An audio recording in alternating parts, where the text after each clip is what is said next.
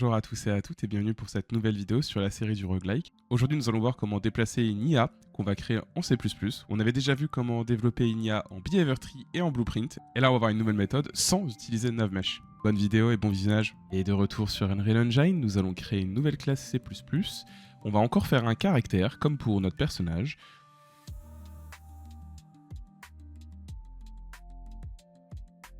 On va l'appeler ennemi caractère.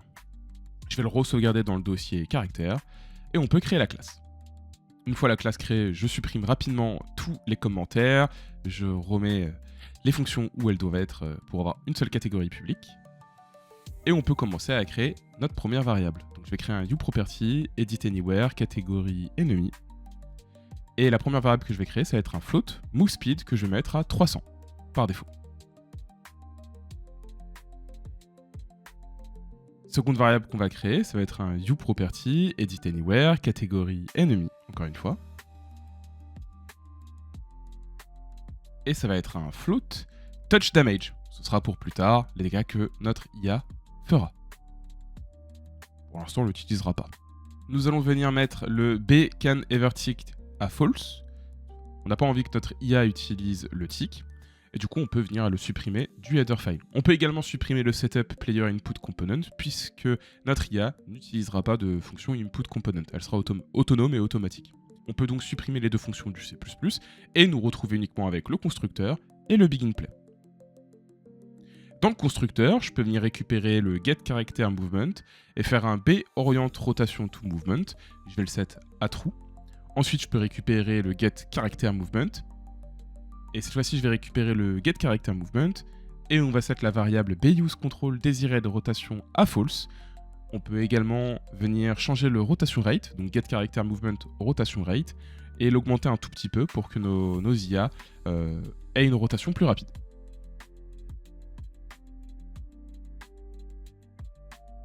Enfin, je vais venir faire un autopossess AI.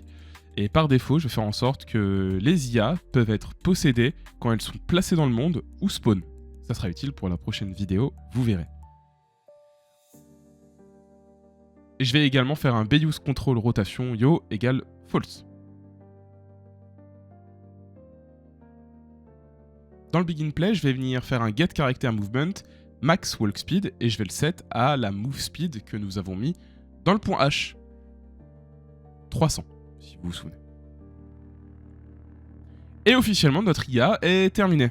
Alors vous me direz, c'est un poil trop rapide et trop facile. On va venir au cas où vérifier. Donc on va se créer un nouveau folder, je vais l'appeler ennemi. Et dans ennemi, je vais venir créer une nouvelle classe, un blueprint de notre ennemi caractère.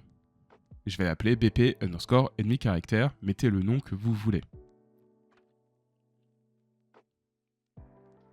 Je vais venir changer son mesh, et du coup, notre personnage c'était Queen, et du coup, notre ennemi sera Manny. Donc j'ai mis le ABP Manny et le SKM Manny comme Skeletal Mesh et animation Blueprint. Je vais venir changer rapidement sa couleur, juste pour qu'on différencie bien le joueur et l'ennemi. Et du coup, je vais créer un component pour mon IA afin qu'il puisse se déplacer, parce que là, dans l'état, il ne peut pas se déplacer. Mon component, je vais l'appeler EnemyBrainComponent et je vais venir le sauvegarder en public /components. Je vais créer un nouveau dossier component. Je vais rapidement, comme d'habitude, supprimer tous les commentaires dans le point H et le point CPP et je vais venir mettre le tick component en public. Première variable que nous allons créer, ça va être un uProperty editAnywhere catégorie AI. Ça va être un float stop distance, par défaut 75. Ce sera la distance à laquelle notre IA arrêtera de se déplacer parce qu'elle pourra nous attaquer.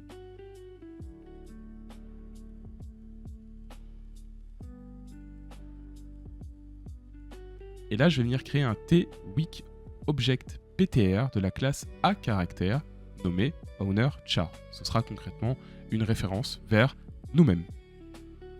Ça nous servira à faire en sorte qu'on puisse se déplacer uniquement si notre IA existe.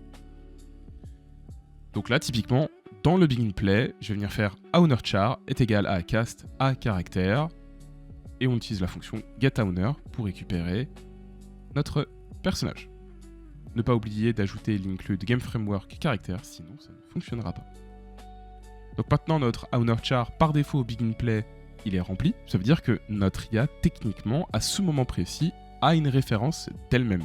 Et c'est grâce à ça qu'on va pouvoir faire en sorte qu'elle se déplace.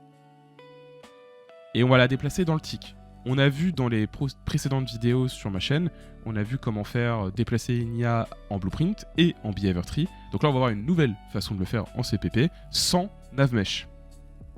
Ça va nous aider vu qu'on doit avoir beaucoup d'IA placées dans le jeu simultanément. Bon, la première chose que je vais faire, c'est un if pour vérifier si le owner char est valide. S'il n'est pas valide, c'est-à-dire qu'on n'a pas de référence à nous-mêmes valide, donc on ne veut pas tick. Ensuite, je vais créer un A-pawn, player pawn, donc je vais récupérer entre guillemets une référence vers le joueur. S'il n'y a pas de référence au joueur, pareil, on return, ça veut dire qu'il n'y a pas de joueur à suivre, donc on ne veut pas ticker, parce que ça prend des performances pour rien. On va faire un const f vector to player, ça va être tout simplement une variable qui va contenir la distance de où je suis vers mon personnage. On va venir faire un const float dist 2D, ça va être un f vector de player pawn get actor location moins owner char get actor location. Donc, la position du joueur moins la position de l'IA où elle se trouve en ce moment même.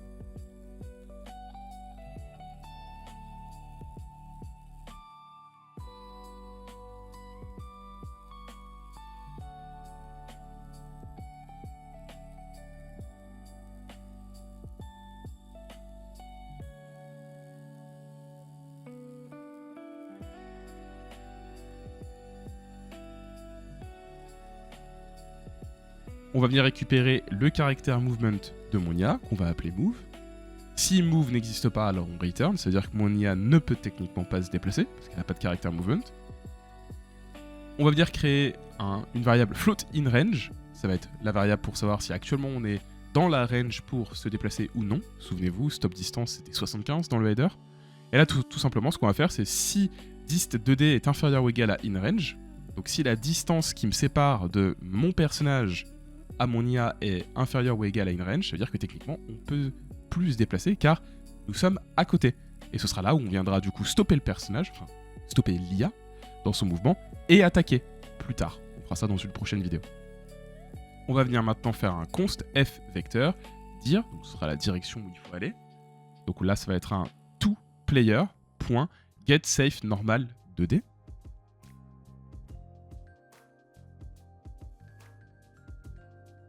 Et maintenant, on peut faire owner char, add mouvement input pour justement lui donner la direction où aller et la scale value, donc là 1 pour qu'il avance.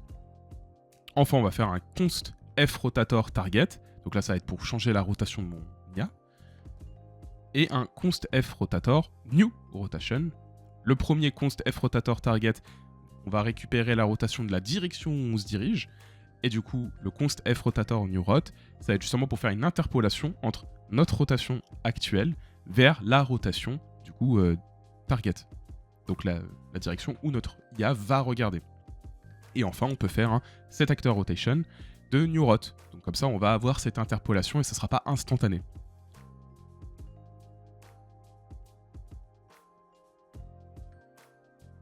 En rouvrant notre ennemi caractère, on peut voir que il n'a pas le component qu'on vient de créer actuellement. Il faut venir le rajouter. On pourrait l'ajouter en blueprint, mais vu qu'on risque d'en avoir besoin en C++ et qu'on a envie d'apprendre le CPP, on va venir le faire en CPP. Alors pour créer un component, c'est très facile. On va retourner dans enemy_character.h et en fait, dans la catégorie publique, on va faire un uProperty, visible anywhere. On va le mettre en blueprint read only, comme ça on pourra faire des getters si jamais on en a envie. On va faire un uEnemyBrainComponent et on va tout simplement l'appeler BrainComp. Ne pas oublier de le forward déclarer. Et du coup, ne pas oublier surtout dans le constructeur de faire un BrainComp est égal à createDefault subobject de uEnemyBrainComponent. Le texte, on l'appelle comme on veut, je vais l'appeler BrainComp comme son nom de variable. On peut venir recompiler et cette fois-ci, si on essaye de lancer le jeu, notre IA devrait nous suivre.